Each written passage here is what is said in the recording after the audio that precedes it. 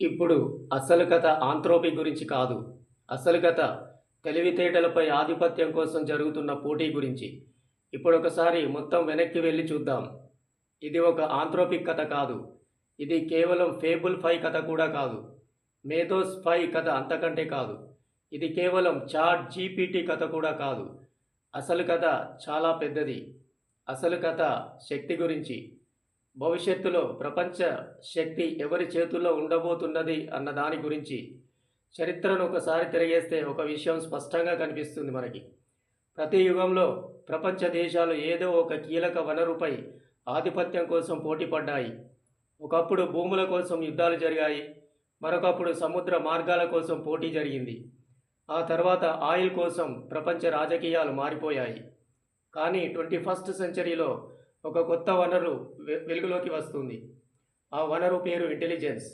అవును, కేవలం మనుషుల తెలివితేటలు కాదు, యంత్రాల తెలివితేటలు. నేర్చుకునే మెషిన్లు, అర్థం చేసుకునే మెషిన్లు, విశ్లేషించే మెషిన్లు, కోడ్లు రాసే మెషిన్లు, కొత్త మందుల పరిశోధనలో సహాయపడే మెషిన్లు, శాస్త్రీయ ఆవిష్కరణలకు తోడ్పడే మెషిన్లు, వ్యాపారాలను మార్చగల మెషిన్లు, ప్రభుత్వాల పనితీరును మార్చగల మెషిన్లు. రాబోయే సంవత్సరాల్లో మనం ఊహించలేని స్థాయిలో ప్రభావం చూపగల మెషిన్లు. ఇప్పుడొకసారి ఆలోచించండి. ఇలాంటి సాంకేతికతతో ఒక దేశం అందరికంటే ముందుకు వెళ్తే ఏమవుతుంది? ఆ దేశ ఆర్థిక వ్యవస్థ వేగంగా ఎదగవచ్చు. ఆ దేశ కంపెనీలు మరింత బలపడవచ్చు. ఆ దేశ పరిశోధన సామర్థ్యం పెరగవచ్చు. ఆ దేశ రక్షణ వ్యవస్థ మరింత శక్తివంతం కావచ్చు.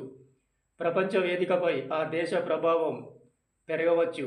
అందుకే అమెరికా, చైనా, యూరోప్, గల్ఫ్ దేశాలతో పాటు ప్రపంచంలోని అనేక శక్తివంతమైన దేశాలు ఏఐ కోసం బిలియన్ల డాలర్లను ఖర్చు చేస్తున్నాయి.